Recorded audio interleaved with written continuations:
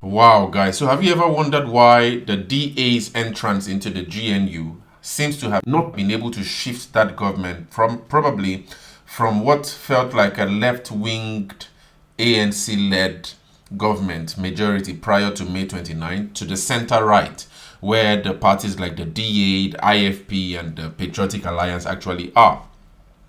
I think this is actually what Rob Hersov is actually trying to paint in this video, arguing how he has lost faith in the GNU. He's sort of like feeling really not positive anymore for the totality of the GNU, despite the presence of the DA, really effective DA ministers. We see them like John Steinhuisen. We see the guys who is in charge of the construction, who wants to make South Africa a construction site. The likes of Peter Grunwald from FF Plus. Rob Hersov thinks that, the GNU seems not to be able to really change or bring all the hopes that people had for, the government of South Africa of the day. It's really difficult, to ascertain how but he actually argues with facts on why he thinks those things are happening. And one of them is actually education. He's actually arguing that South Africa somehow seems to be creating an uneducated generation, and that's actually one of the basic elements actually affecting that shift, in efficiency of the government or of that sort. So his argument lies in that. And so for me, I was really interested to really understand, the literacy rate in South Africa, what's really going on, because South Africa for me seems to be a really fairly literate society, all right? But Rob Hersov actually argues that South Africa is creating an uneducated generation. For me, that's a really powerful statement. So we're going to really go a little bit deeper into that before I play the video where he actually breaks down why he thinks that the GNU is unable to save South Africa. But before we go on, I think there was a really interesting article I read this week by a British economist. His name is actually Charlie Robertson, all right? He actually argued that, an economy cannot thrive unless its adult literacy rate reaches 70 to 80%. And the reason he actually made this statement was because, he's a really proponent of the potential for Africa. He argues how Africa is an investment destination, the investment destination of the future, and the potential Africa really has.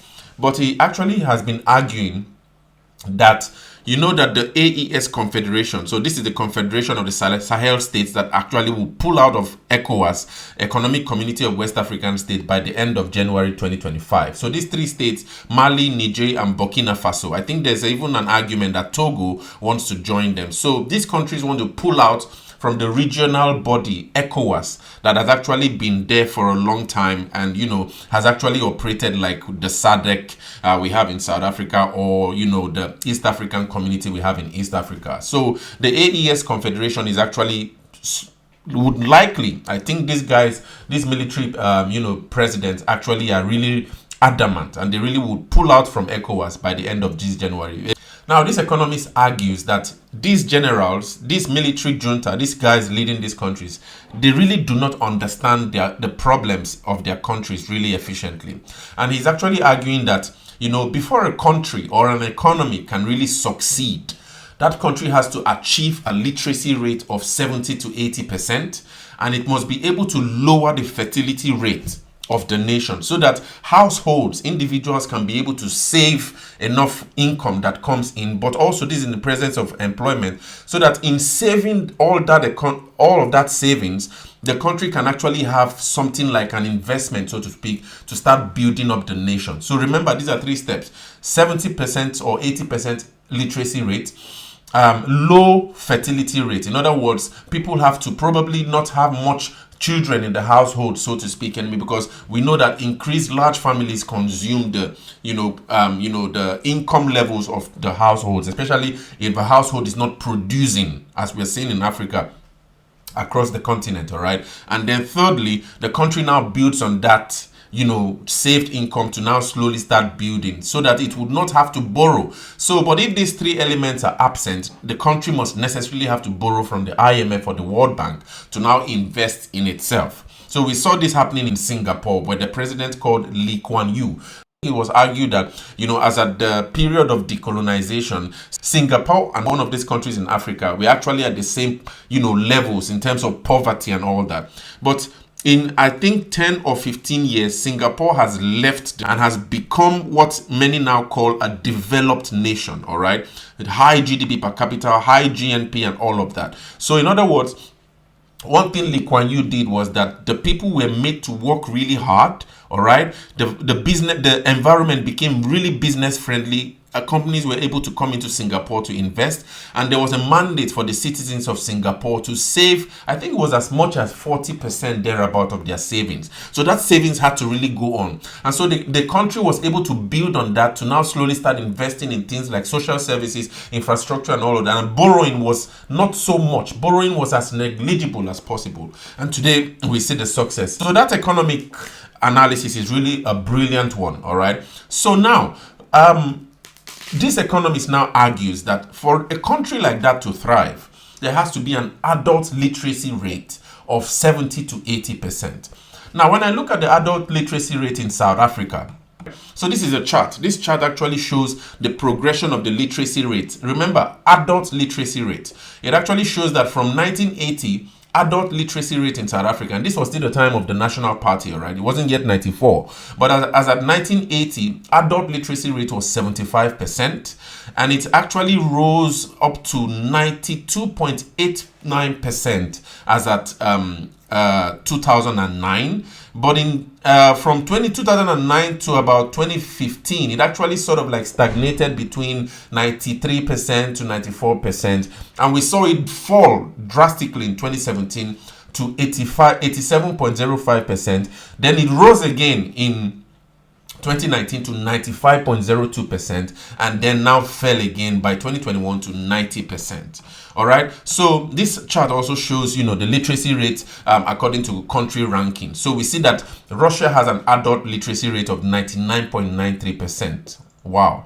Cuba has been the exporter of doctors. It has been known as an exporter of doctors, and this doesn't give. This is, for me, I'm not really surprised. It says adult literacy rate in Cuba is 99.67%. We have Tonga, really high there. Romania, 99%. Samoa, 99%. Montenegro, 98%. Bulgaria, 98%. We see South Africa now at the base there. It says South Africa has 90%. This is quite high according to the Economist analysis. All right. For South Africa, in terms of the growth of the scale for literacy rate from 80 to 21, we can see it for ourselves that by 1980, South Africa's adult literacy rate was 76.20%, and it has actually been fluctuating all the way till it rose. It actually had a peak by 2019 to 95.02%. But it never got to the point of 99% like Russia, Cuba, and these countries, all right? So as of 2021, South Africa's adult literacy rate was 90%, all right? This is really quite high in my analysis. And, if we argue that according to the economist, British economist Robertson, who argues that a country cannot excel unless its adult literacy rate is about 70 to 80%, South Africa should be a nation that is excelling. South Africa has a 90 to 95% literacy rate, so each adult literacy rate, so it really should be excelling, except probably the indicators are wrong. So what really is then making South Africa not excel, and why Rob Hersov argue that South Africa is creating an uneducated generation? For me, it doesn't really correlate, okay? But probably there's something there that we are missing. I found this argument here in my broadband tech. It actually says that the real matric pass rate, the last week or 2 weeks ago, there was a really jubilant celebration in South Africa with really high matric pass rates. There was a celebration of all these matric people who passed mathematics and all that, really high rates on the news channels and all that, all right? And Minister Gwarube from the DA actually argued that the pass rate, it says that Basic Education Minister Siviwe Gwarube announced that the matric pass rate on Monday, 13th January 2025, revealed that the class of 2024 achieved a pass rate of 87.3%. All right. So this is from the Minister of Basic Education. She argued that the pass rate in South Africa was 87.3%. But this article here now from my broadband, who is a tech website, argues that the real pass rate for 2024 is actually 55.9% and not the 87.3%. I really don't know. I'll be doing the next video on this to really analyze how this goes. But actually, they argue that the reason why Siviwe Gwarube arrived at 87.3% is because they didn't count, those learners, the number of learners who dropped out of school before matric and those who dropped out between enrolling at the start of the year and sitting for the exams at the end of the year. So if you count all of those learners, all right, and fix that into the calculation for how you get to the pass rate for the nation's educational levels, according to this article, it says that the real matric pass rate for 2024 is 55.9%. All right, I'll do another video to try to unpack that. But anyway, I saw a really interesting set of charts that then help us break down how it is that South Africa has been dulling between 90% to 95% adult literacy rate, yet Rob Hersov still argues that the country is creating an uneducated generation. All right.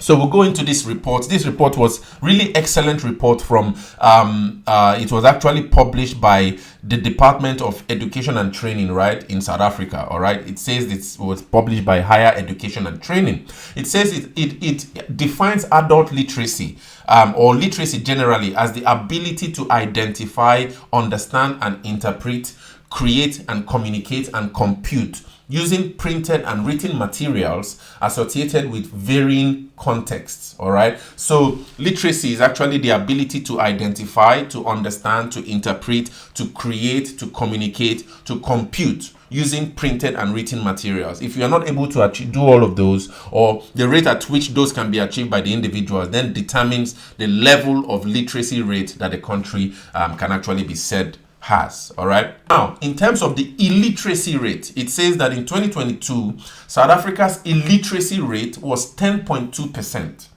All right. So, in terms of the people who are unable to identify, to read, to write, to compute and all that, in South Africa, for example, the illiteracy rate is 10.2%. All right. So this chart shows the number and percentage of persons in the population of 60 million in South Africa whose ages are 20 or older who have not yet completed grade 7.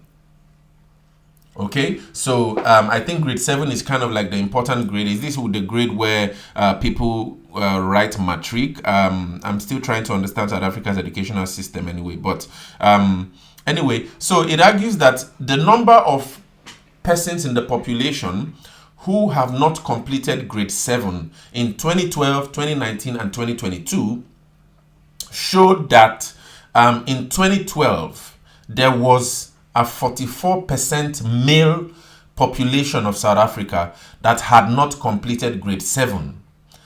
In comparison to the females in 2012, there was a 56%. So for the females, right, it was higher. The females were not completing grade 7 in 2027. In 2012, more than the men. All right. So the total number of the population in South Africa who had not completed grade 7 as at 2012 were 5,148,317.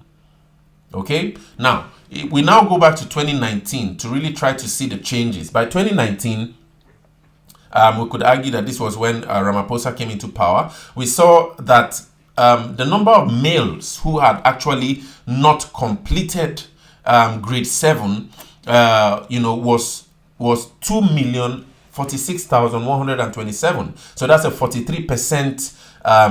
43% of the population. That's a decrease from 2012. Okay, so we still had the females also reduced anyway. 53.7% of the females in South Africa had not completed grade 7 as at 2019. So the total number of the people who had not completed grade 7 as at 2019 was 4,421,584 persons in South Africa, adding to the sum of making it 12.1% illiteracy rate as at 2019. Now, this is now how we now got to a 10.2% illiteracy rate by 2022. So by 2022, there were 46.5% of males in South Africa who did not have grade 7. And there was now 53.5 women, females, who did not have grade 7, all right? So in 2022, we had 3,944,155 persons in South Africa who had not grade 7. So this actually makes a little bit of sense now in putting things into perspective in what Rob Hersov is actually trying to argue, that South Africa is actually creating a really high number of uneducated people. And what is really going to happen to this large mass of uneducated people? As much as the blacks, we see that the blacks have as much as at 2022, there were 3.5 million thereabout uneducated or illiterate blacks. There was 328,799 Indians who were illiterate. There were coloreds, sorry. There was 33,800 Indians who were illiterate as at 2022, and then 14,950 illiterates,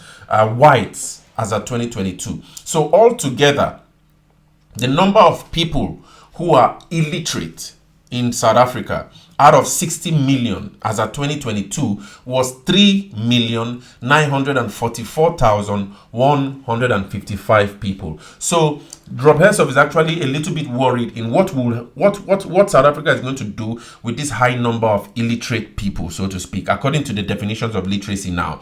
Okay, that there's almost 4 million South Africans who can be considered as